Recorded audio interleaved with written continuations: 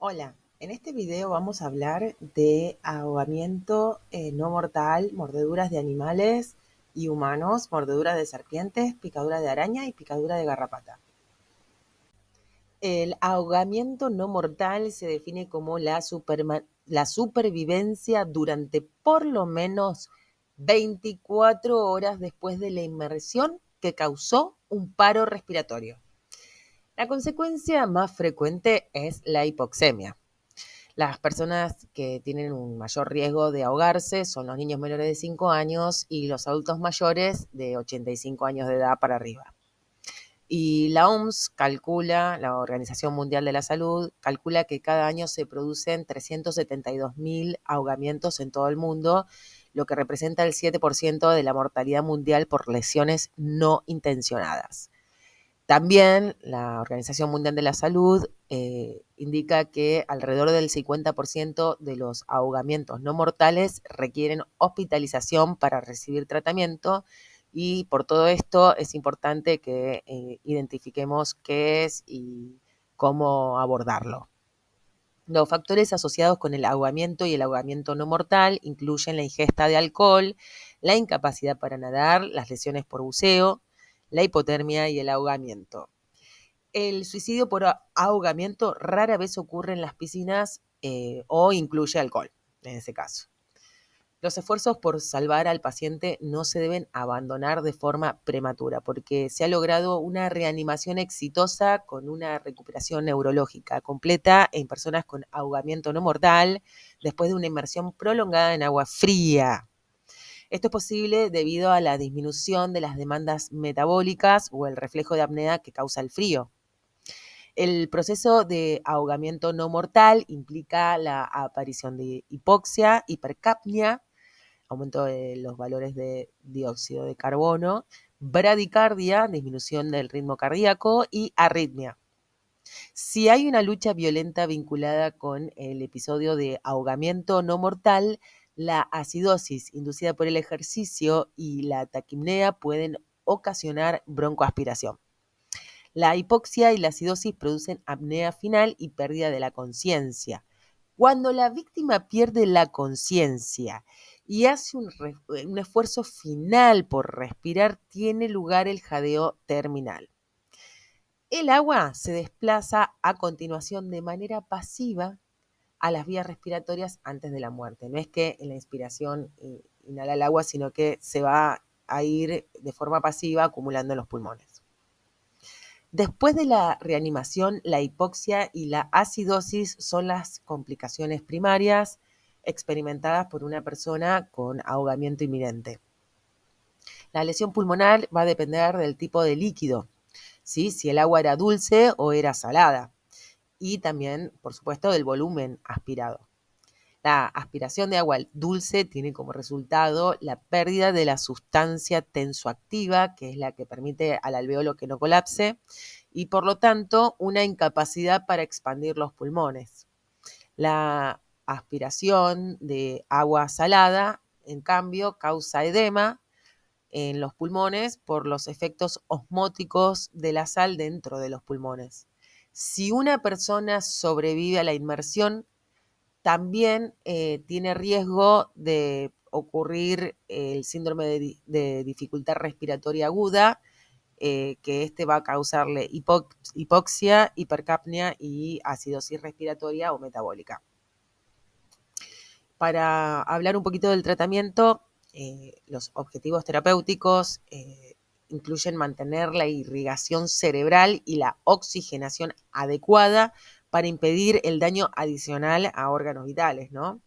La reanimación cardiopulmonar inmediata es el factor con la mayor influencia en la supervivencia. O sea que por eso es tan importante, son tan importantes los talleres de RCP, porque en el momento que ocurre esta situación es muy poco probable que haya un personal de salud ahí, quizá lo está, pero por eso es importante que la comunidad sepa cómo hacer RCP y lo practique en los talleres.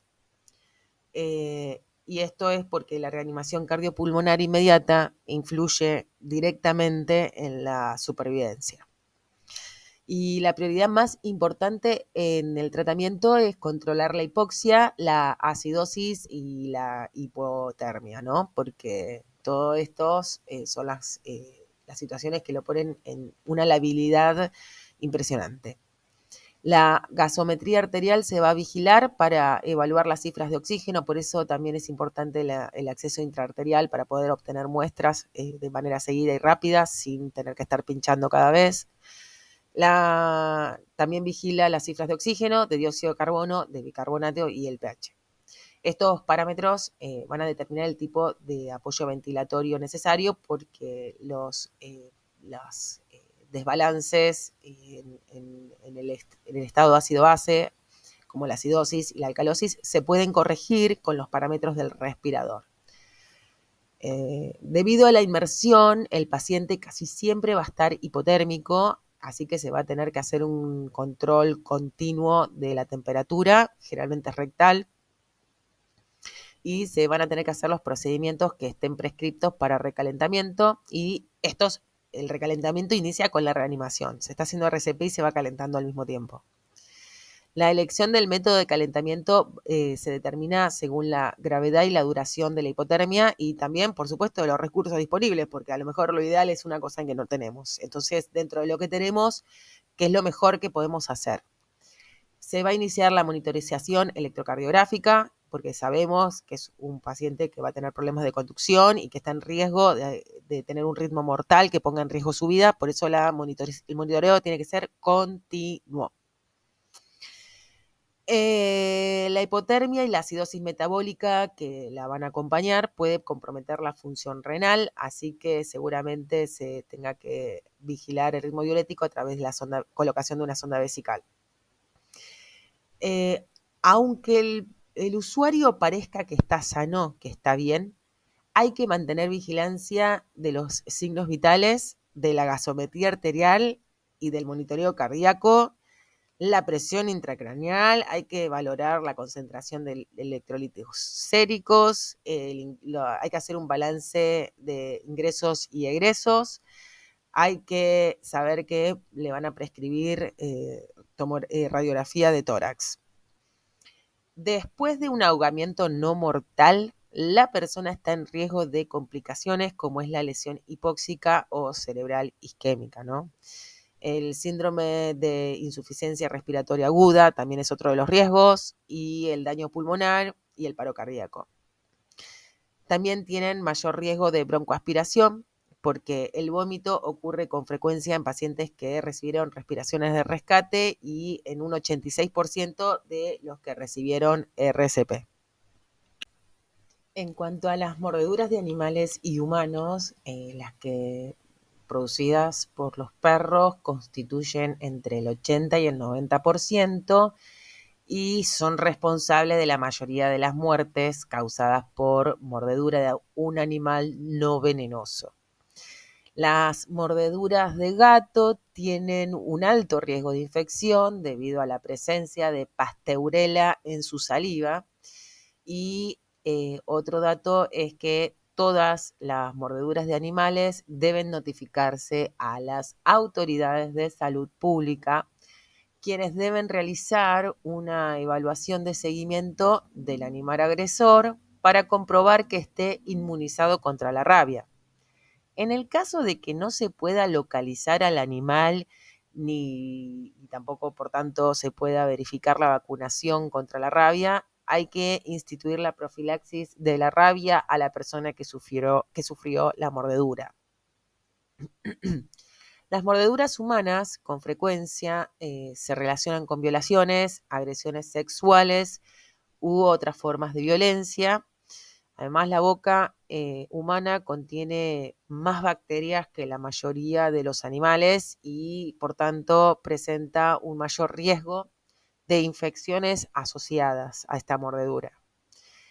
Hay que inspeccionar cualquier tejido mordido en busca de pus, eritema o necrosis. Debemos tomar fotografía que se va a usar después como evidencia en los procedimientos penales y legales. Deben seguirse las guías para recolectar evidencia forense, que ya lo charlamos anteriormente para fotografiar con y sin un dispositivo de medición, con una regla y sin una regla, por ejemplo. Después es necesaria la limpieza con agua y jabón de la herida y si hace falta se administrarán los antibióticos prescriptos y el toxoide tetánico, ¿sí? Que es la vacuna antitetánica según la prescripción médica. En cuanto a las mordeduras de serpientes, los niños de entre 1 y 9 años de edad son las víctimas más probables de padecer una mordedura de serpiente por su estatura. Le resulta de más fácil acceso, aunque la zona de los tobillos no deja de ser un área descubierta del humano adulto, pero es menor superficie que la que está expuesta en el niño. El mayor número de mordeduras va a ocurrir durante las horas del día y temprano en la tarde durante los meses de verano. Es donde estas serpientes tienen mayor actividad. Y tenemos que estar especializados con todos los tipos de serpientes habituales de la región geográfica donde se practican, porque de esa manera vamos a estar preparados con el antídoto correspondiente. Tenemos que conocer la flora y la fauna que nos rodea. Las manifestaciones clínicas son producto del veneno del ofidio. Ofidio es la serpiente, es un ofidio. Consiste sobre todo en proteínas y tiene una amplia gama de efectos fisiológicos. Puede afectar a múltiples sistemas orgánicos, como ser el neurológico, cardiovascular y respiratorio, ¿sí? Los signos clínicos típicos de envenenamiento, como para poder identificar la semiología, son edema, se va a inflamar, equimosis y ampollas hemorrágicas que luego ocasionan necrosis en el lugar de la intoxicación. También incluyen dolor a la palpación de ganglios linfáticos, náuseas, vómitos, entumecimiento y sabor metálico en la boca. Si no se realiza el tratamiento radical, las manifestaciones clínicas pueden progresar para incluir fasciculaciones, hipotensión, parestesias, convulsión y estado de coma.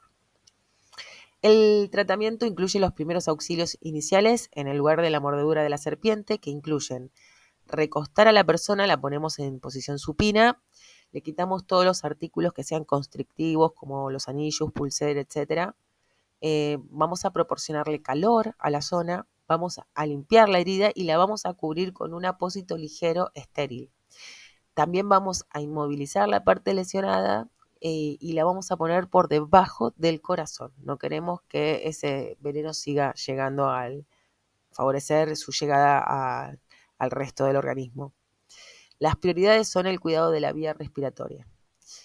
No se va a aplicar hielo y ni se van a hacer incisiones, ni succión, ni torniquetes, nada de todo eso. Tampoco se recomienda llevar al animal para su identificación porque incluso el veneno de una serpiente muerta es venenoso, es preferible que no. Pero sí hay que decir, informar y tenemos que indagar sobre dónde y cuándo ocurrió la mordedura y cuáles fueron las circunstancias, cómo fue que pasó.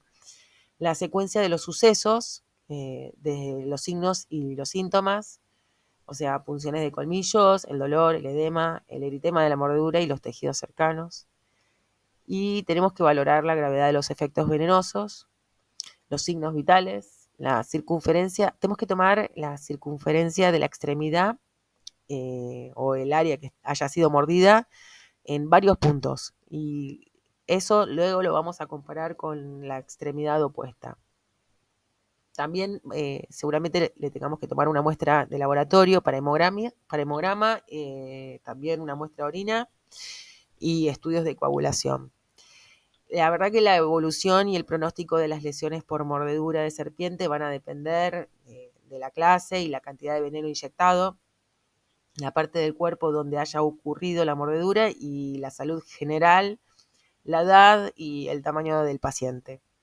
No hay un protocolo, no existe un protocolo específico para el tratamiento de mordeduras de serpientes, pero no se usa hielo, ni torniquete, ni heparina, ni corticosteroides durante la etapa aguda. Los corticosteroides están contraindicados entre las primeras 6 a 8 horas porque pueden deprimir la producción de anticuerpos y obstaculizar la acción del suero antiofídico, que es la antitoxina elaborada a partir del veneno de la serpiente y usada para tratar las mordeduras. Deben emplearse líquidos parenterales para tratar la hipotensión, entonces es nuestra tarea que tenga un acceso venoso ese usuario. Rara vez está indicada la exploración quirúrgica de la mordedura, no es un paciente que tenga que ayunar porque vaya a ir a quirófano, eso no va a ir a quirófano. Y nunca debe dejarse sin atender al paciente porque no sabemos en qué momento puede hacer una reacción anafiláctica, o al suero o a la propia mordedura. Es esencial una valoración de los signos y síntomas progresivos antes de considerar la administración del suero antiofídico, ¿sí? La antitoxina, porque es más eficaz si se administra dentro de las 4 horas siguientes y no más de 12 horas después de la mordedura de la serpiente. Y antes de suministrar la antitoxina y cada 15 minutos en adelante se va a medir la circunferencia de la parte afectada. Está indicada la premedicación con difenidramina, el Benadryl, o cimetidina debido a que estas pueden atenuar la respuesta alérgica a la antitoxina. Ahí sí le vamos a dar el corticosteroide, no antes. Y siempre se va a administrar por vía intravenosa, siempre que sea posible, aunque se puede también administrar por vía intramuscular. De acuerdo a la gravedad de la mordedura de la serpiente, la antitoxina se va a diluir en 500 o en 1000 mililitros de solución salina normal, en fisio. La infusión se va a iniciar de forma lenta y la velocidad se va a ir aumentando después de 10 minutos si no hay reacción, ¿sí? Primero hacemos una infusión lenta, verificamos, vigilamos que no haya reacción y ahí podemos aumentarlo un poquito más. La dosis total a infundir durante las primeras 4 a 6 horas después de la mordedura. Ya tiene que tener toda la dosis total infundida. La dosis inicial se va a repetir hasta que los síntomas desaparezcan. Después de que desaparezcan, se debe medir la circunferencia de la parte afectada cada 30 a 60. Veníamos haciéndolo cada 15 y bueno, después de eso se va a hacer cada 30 a 60. Esto va a ser durante las primeras 48 horas. Esto es para detectar síntomas de síndrome compartimental, que es hinchazón, pérdida de pulso, aumento de dolor y parestesias. Esto nos está indicando que hay síndrome compartimental producto de la inflamación y que es necesario que se haga una fasciectomía. No existe límite con respecto al número de frascos de antitoxina que se administren, no hay un número determinado límite. La decisión de continuar administrando la antitoxina se va a basar en los síntomas del paciente. Y la causa más frecuente de reacción alérgica a la antitoxina es una infusión demasiado rápida, como también pasa con todo medicamento, ¿sí? Las infusiones de medicamento rara vez están recomendadas de forma rápida, ¿sí? Causan mayor reacción y podríamos, y nos quedamos sin el antídoto que resuelve bien esta situación. Vamos a hablar de las picaduras de dos tipos de araña. Por un lado, el de la araña ermitaña parda.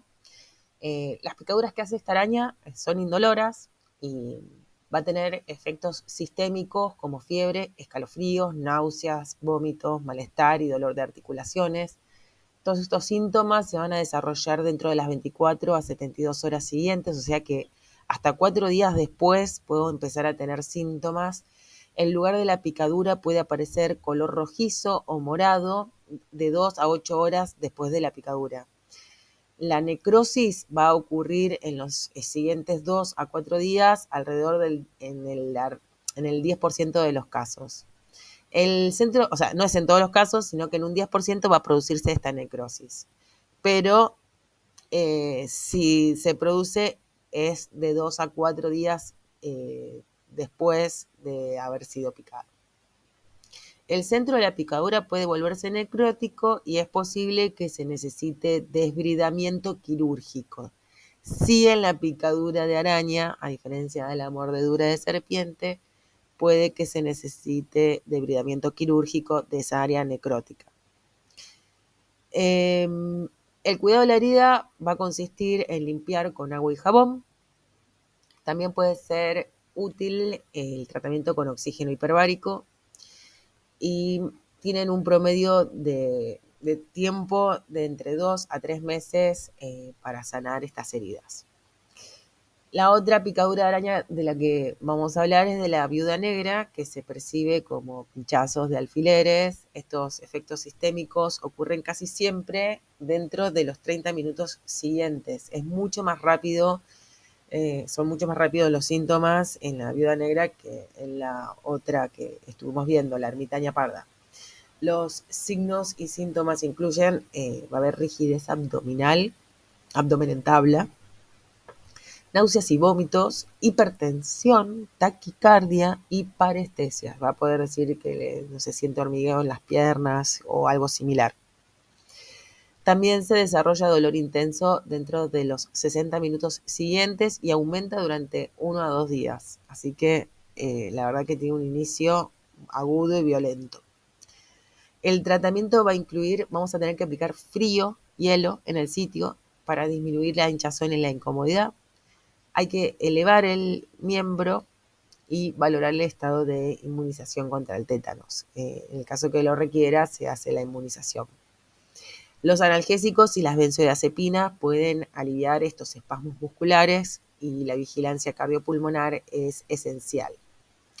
La antitoxina es muy eficaz para las picaduras graves de la viuda negra.